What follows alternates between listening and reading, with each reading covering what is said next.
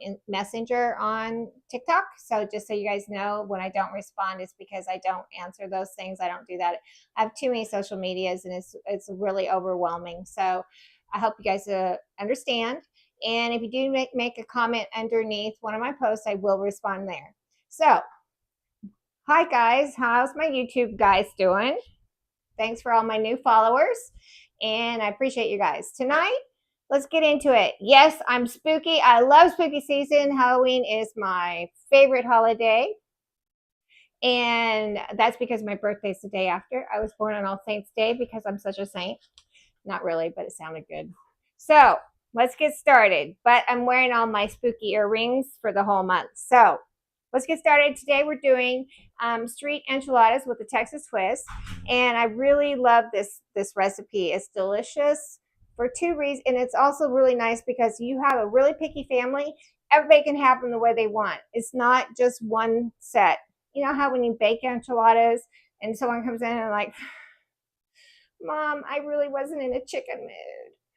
And you're like, well, for the love of God, when I asked what you wanted, you said chicken. Now you don't want it. So this recipe totally alleviates everybody's picky moods. Earlier, I did post the enchilada sauce that I made. It's been in the slow cooker all day. I like to cook it to develop the taste. So first thing we're going to start with is we're going to cook our mushrooms and onion and garlic. And that's one of the things, that a vegetable that you can add in and feel good as a mom because you're throwing in a vegetable, or a dad, or grandma. Grandmas always like to sneak stuff in. So we're going to turn our electric skillet on here. We're going to add a little bit of olive oil, not too much, not more than a tablespoon. You don't want these to be greasy. This is already, I feel like, a greasy meal, but you know what? It's fall, guys. We need some carbs. We need to get ready. We need to justify eating everything we're going to eat at Thanksgiving and Christmas and all the Halloween candy. So I want to tell you our next live is going to be on October 18th. And we're going to be making caramel apples from scratch. Not those Rapple things, guys. We're going to actually make our caramel and dip them. And then we're also going to make, not candied apples. We're only going to make carameled apples because Kelly doesn't like candy apples, so we're not making them. We're going to make a caramel crunch, which is delicious. Warning, I am not a big sweet tooth person. I like nibbling on sweet stuff, but I can seriously eat the entire batch by myself if my kids don't take it away from me. So I highly recommend you guys following next week to make this. It's a wonderful fall thing. So we're going to take our onion, and we only need half of it. Now, little tip, root vegetables have roots, obviously, duh, all vegetables. If you do not cut this off, it will keep your rooted vegetables safe for you to use later. So I can cut it in half like this and store this other half, and it'll be just as fresh as when I cut it. So that's a little tip for saving stuff when you don't need the whole thing. When you open the whole thing at one time, then it starts losing all of its juices, and that's what makes it gets all shriveled up. And you open it up, and you open the refrigerator, and you look at it, and you're like, oh my God, what is that? And then you have to rack your brain and remember what you made. Yeah, that's that onion you cut the bottom off of. So we're going to chop this up. I forgot I'm using a knife I don't like because everything sticks to it for some reason because it's really thin. Okay, we're going to chop this up because you don't want these to be really big.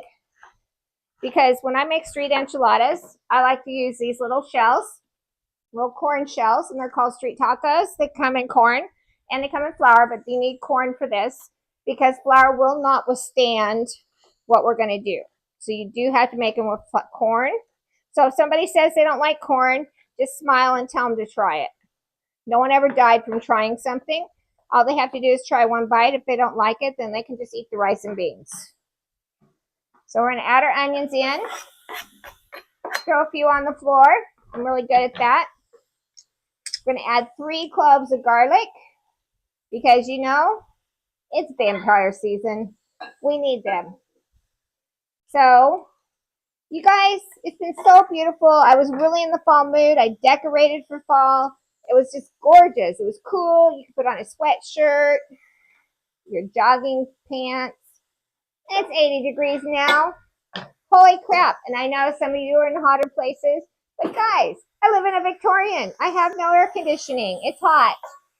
Well, maybe I should rephrase it. It's muggy. So, we need to cook these guys down. So while these are cooking down, I'm going to tell you what I put in my enchilada sauce. You can go to the short and see that. But it has a tablespoon of olive oil, 1 onion minced, 9 cloves of garlic minced, 1 can of fire roasted tomatoes, 5 tablespoons of ancho chilies. Now, ancho chilies, I use the dried ones, and I have a coffee grinder that I got, and I grind them up in there. So that's how I do my ancho. You can buy it, but 5 tablespoons would be an entire jar. And guys, I think it's like $9, $10 for a jar. Half teaspoon of cayenne, 28 to 30 ounces of hot enchiladas, red enchilada sauce, 3/4 of a cup of vegetable broth, half a cup of white wine. That's going to be dry white wine. Guys, everybody should have a bottle of that in the back of the refrigerator that they cook with. Or, drink. But just make sure you replace it. I don't drink dry, so I'm good. Half an ounce of unsweetened chocolate. That's the chocolate that comes in the square bars. I keep it in the freezer, so I just take out what I need and put it back. And 1 tablespoon of honey. All of that's going to cook all day long. And once you get it cooked, then it's just going to sit in the crock pot on warm. And that's going to let the flavors really melt. Now, you can make it right before, guys, but I highly recommend making it ahead of time. Whatever we don't use tonight for us and tonight's thing, I will put it in, let it cool, and then I put it in the freezer. And once it's in the freezer, it will keep up to 3 months. And I portion it out so I can defrost it, because my family loves street enchiladas, and I don't make it very often because it's a lot of time and it takes a whole day to get your enchilada sauce done. So our mushrooms are almost done. Guys, you need to make sure your mushrooms have released their juice, because you do not want that releasing inside your taco.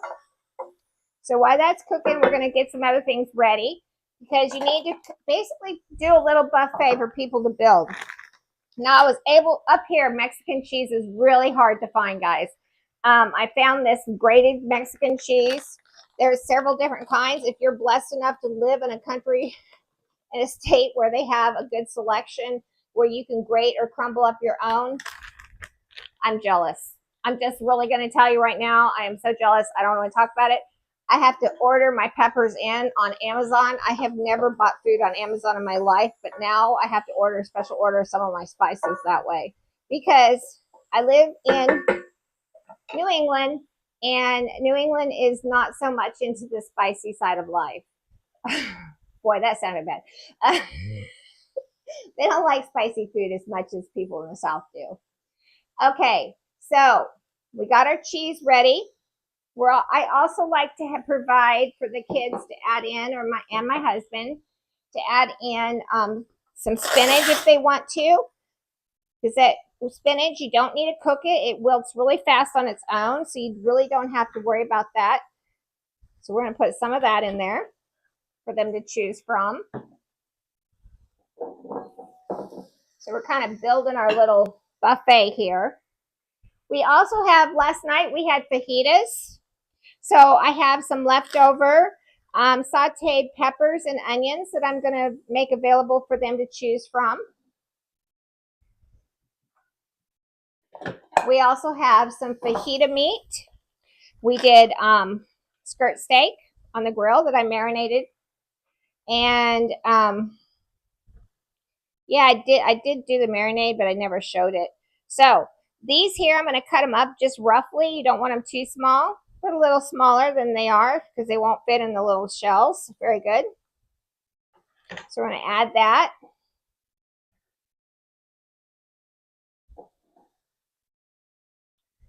Let's see.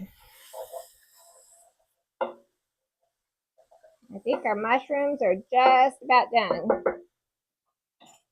Now we're going to add, I also have smoked chicken. Yes, we do smoke all of our own chicken. And so we have smoked chicken to use in pot pies and different things. Because, guys, this is the way to do it. We usually smoke, whenever my husband runs the smoker, he does a couple, 3 chickens with whatever else he's making so that we have it to use whenever we need it. And it's so much more tasty than a rotisserie chicken. It's also not as dry. So we got some chicken there. And now I believe we're going to take this out because they look done. So here's our mushroom and onion mixture. Hold on a second. So really, the major part of work of this is making your enchilada sauce. There's really no major work other than that. Okay, so now we have our mushrooms. So we have about 5 or 6 things for them to choose from to build their enchiladas with.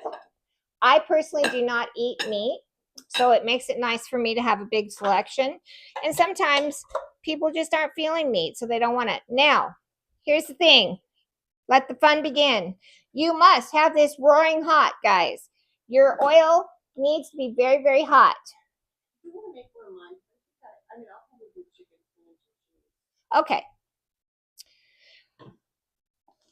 We're going to add some oil in here. This is very messy. I'm going to tell you ahead of time. So buckle up, guys. Usually I'm cleaning sauce off of everything for 2 days. That's why I'm wearing a black shirt. So how many you want me to make you? 2? Okay. So we're going to let our hot sauce get hot there. Take the lid off of our enchilada sauce and stir it up. I have the Spanish rice I made. I take 6 tomatoes, Roma tomatoes, and I puree them with 1 plain onion chopped up, set it aside. Then I have 3 finely chopped jalapenos.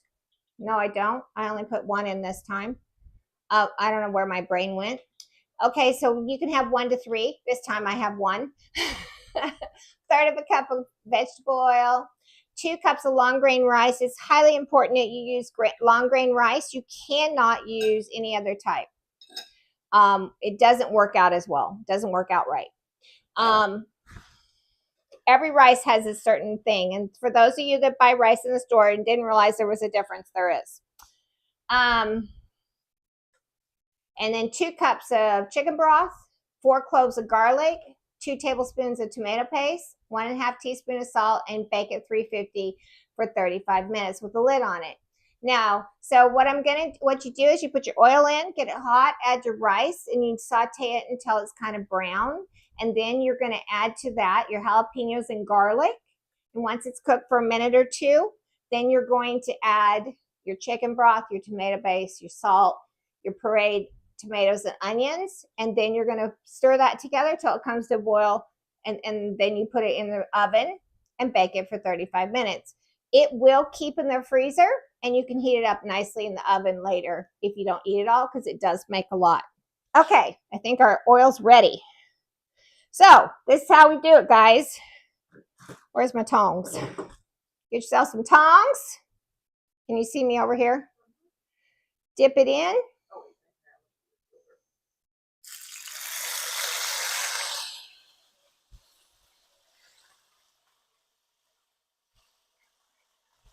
Put it in the oil.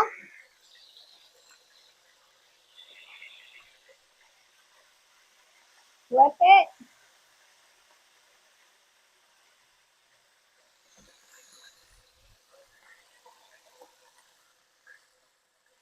Add your chicken, your spinach.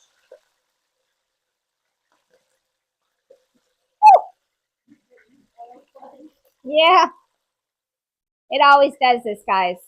Then you're going to take it and you're going to fold it over.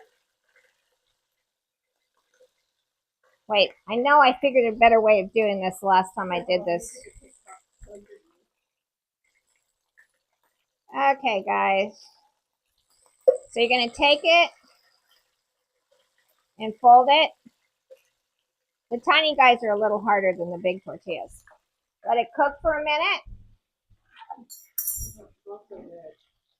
It does, guys. It smells delicious in here. It looks pretty good.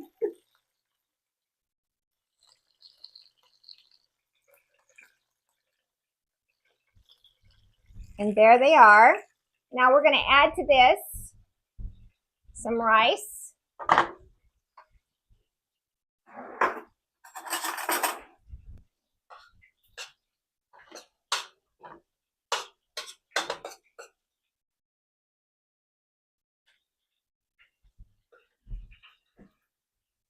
Okay, here we have some Spanish rice. And usually I like to serve on the side of it with it. I don't think our beans are hot yet. Wow, this has gone really fast. It went way faster than I thought it would. Okay, so we're going to take our avocado.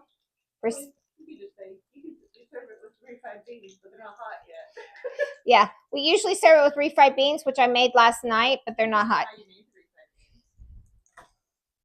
This is our plate. I'm going to tell you how I made the refried beans. I cook my own pintos, and then I take them and let me put your piece of chicken here.